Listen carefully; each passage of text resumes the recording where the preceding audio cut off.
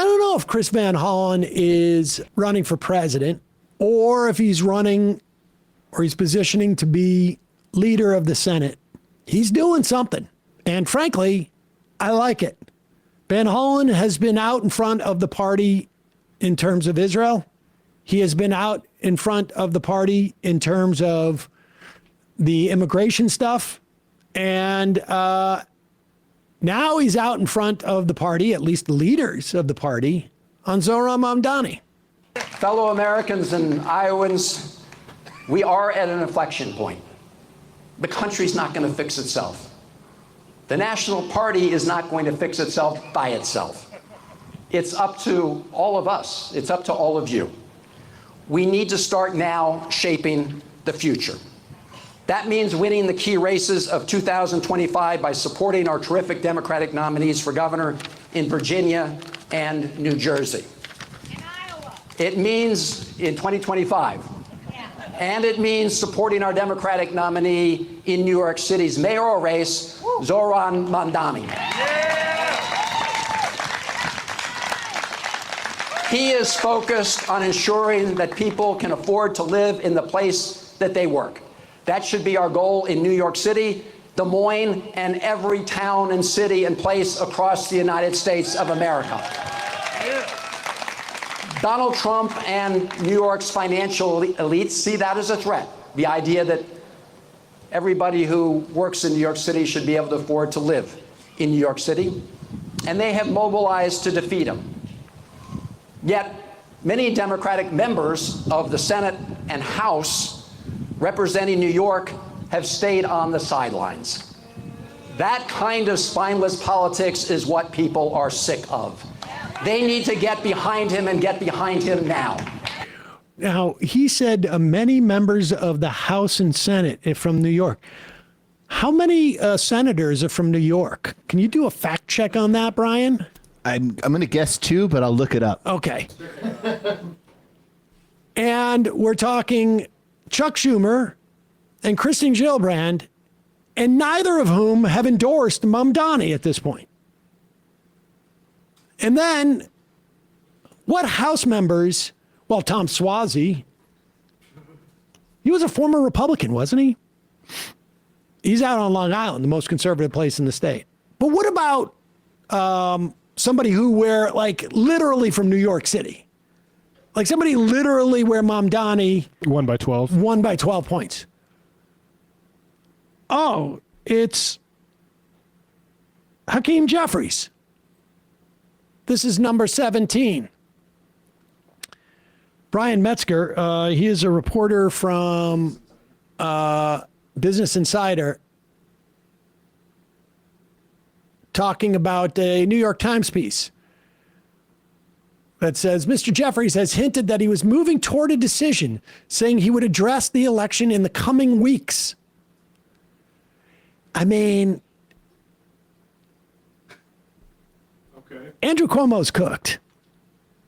Leader Hakeem Jeffries will have more to say about the general election well in advance of November 4th, said Justin Chermol, a spokesman for Mr. Jeffries. Meanwhile, confused New Yorkers are asking themselves the question, Chris Van who?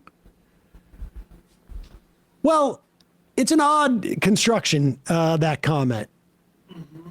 Because if New Yorkers are hearing Chris Van who, they're probably also saying, why the F is Hakeem Jeffries not endorsing the guy that I voted for? What an insult to your voters' intelligence. Van Hollen was in Des Moines, Iowa, and Mamdani got a round of applause from Des Moines Democrats. And this Justin Chermol thinks it's okay to say New Yorkers don't know who Chris Van Hollen is? Well, they may not, but they're asking themselves the question, why is this guy endorsing Mamdani and Schumer and Jeffries and Gillibrand are not?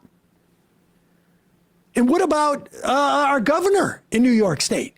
She's a Democrat too, isn't she?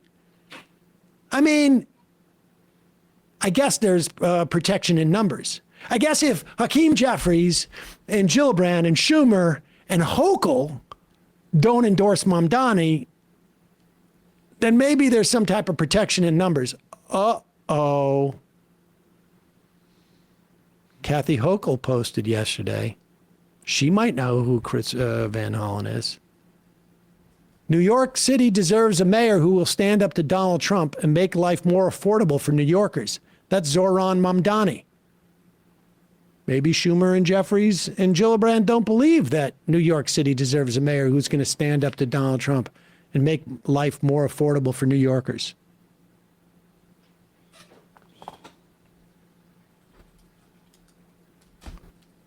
Well, there's other things, too, that are important. We will win. We want to win. We will win. And also, we will not win. rest. We won't rest. Mamdani, maybe he'll rest. I don't know. I got to wait and see. I mean, stand up to Donald Trump, that puts a lot of pressure on people. It's a whole headache. Maybe you can't sign off on his budget. It's a lot to ask. So the Baileys have been on vacation. The Baileys also, they took a very long vacation in August, and they'll be back, and we'll see. 1980. Joe and Eileen are worried about losing their jobs or their friends' jobs. Yeah, they're worried about losing their friends' jobs. This is the thing about Joe and Eileen. They took their friends' jobs. It's true. And now they're worried about losing them.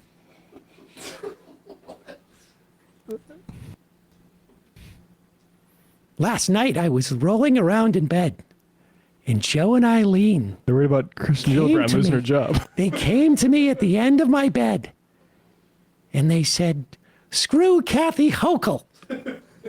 She doesn't know what she's talking about."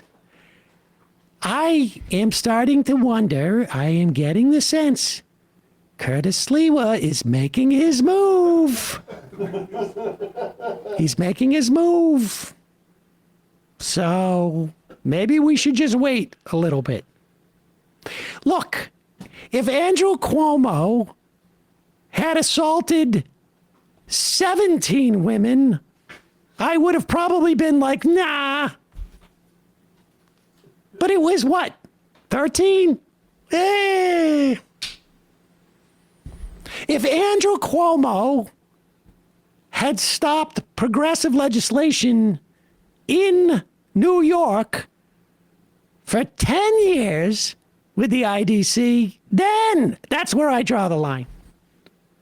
Just because he had to resign in disgrace before he got to that point? Okay.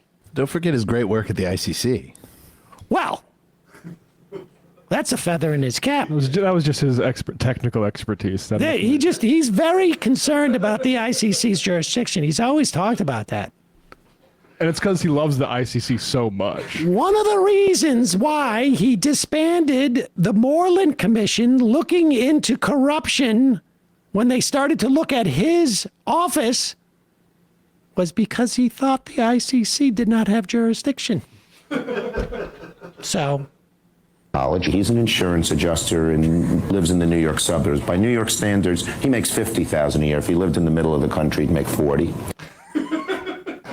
yeah, it's true. It's true. He thinks more about that fictional couple. I've worked it all out.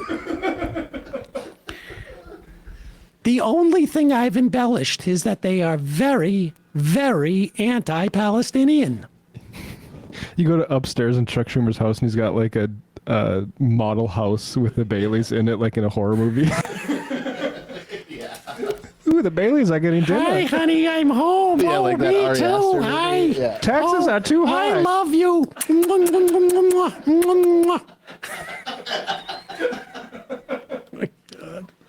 Why does he just retire and play Sims? That's what he wants to do. Hey, folks, don't forget to hit the subscribe button and check out our daily show. We do it every day at 12 p.m. Eastern for about 2.5 hours. We even take phone calls. You should check that out.